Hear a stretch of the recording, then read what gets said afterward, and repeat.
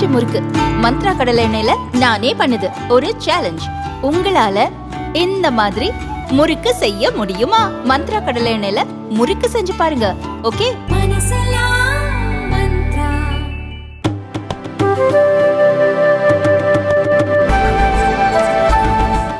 क्यों बैठे बैठे टिप्पणी कर रहे हो? फिर वो टिप्पणी करेंगे। स्पीकर सर, जाति जनगणना से ये जो छोटे छोटे खांचे आपने बनाए हैं, ये जो आपने सिस्टम बनाया है, चक्रव्यूह का सिस्टम बनाया है, ये टूट जाएगा।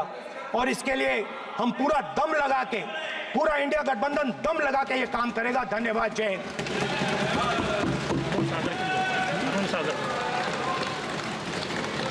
राजनाथ सिंह जी।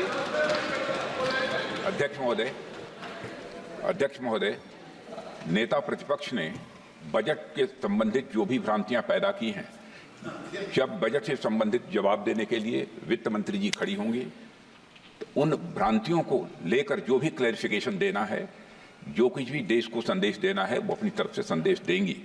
क्योंकि मैं मानता हूं कि कई भ्रांतियां बजट को लेकर पैदा की गई हैं, लेकिन देश की सीमा की सुरक्षा जिन बहादुर जवानों के हाथों में रहती है, सेना के जवानों में, यह इतना संवेदनशील मुद्दा है इस देश की सुरक्षा का।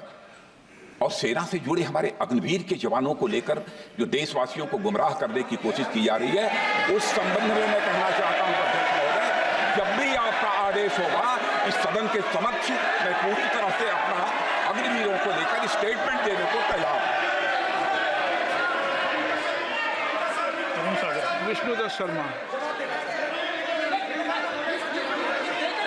हाँ, क्या आपने अपनी बात खत्म कर दी ना? सर जवाब देना सर।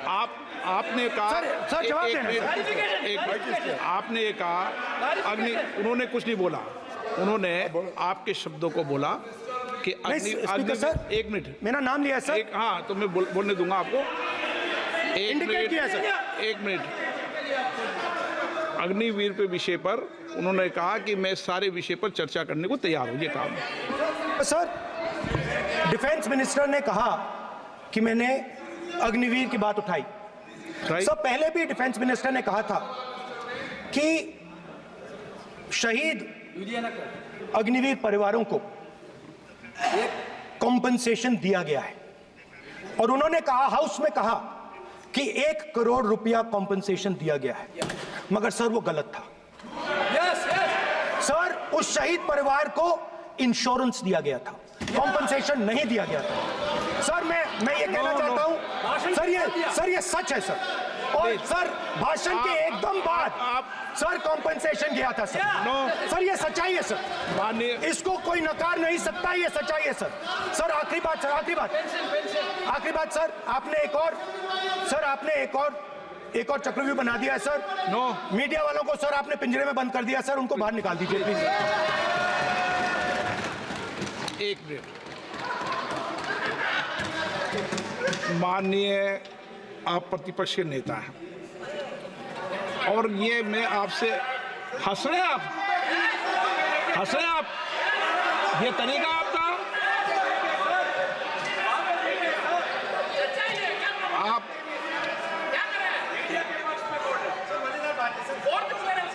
बैठे बैठे टिप्पणी नहीं करें।